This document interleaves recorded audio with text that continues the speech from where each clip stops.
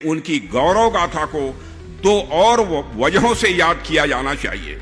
पहली बात, ऊदा देवी जी की कहानी हमें आत्मसम्मान सिखाती है, हमारे अंदर स्वाभिमान की भावना पैदा करती है।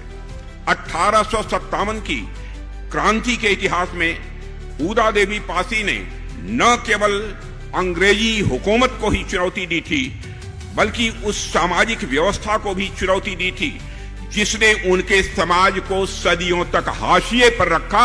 उस व्यवस्था को भी ऊदा देवी पासी ने चुनौती दी थी। उन्होंने यह सिद्ध किया कि देशभक्ति और वीरता किसी जाति या वर्ग की सीमा में नहीं बांधी जा सकती है।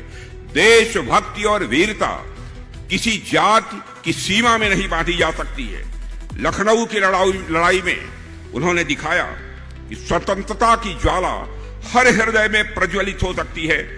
वह समाज चाहे सबसे उपेक्षित ही क्यों न हो, उसके हृदय में भी यह देशभक्त की ज्वाला सदैव प्रज्वलित रहती है। दूसरा, ऊदा देवी की कहानी ने आजादी की लड़ाई में महिलाओं की भूमिका को रोशन किया है। वे हमें याद दिलाती हैं कि यदि महिलाएं बंदूक का उपयोग कर सकती हैं तो युद्ध में लड़ सकती हैं और ब्रिटिश सैनिकों को वह मार सकती हैं, तो वे किसी भी मामले में पुरुषों से कम नहीं हैं। और इसीलिए ऊदा देवी को न केवल उनकी वीरता के लिए याद किया जाएगा, बल्कि मैं मानता हूं कि उन्हें एक ऐसे लीडर के रूप में भी याद किया जाना चाहिए जिन्होंने दलित समाज से आने वाली महिलाओं को ब्रिटिश शासन के खिलाफ हथियार उठाकर लड़ने के लिए संगठित करने में भी अपनी महत्वपूर्ण भूमिका निभाई थी।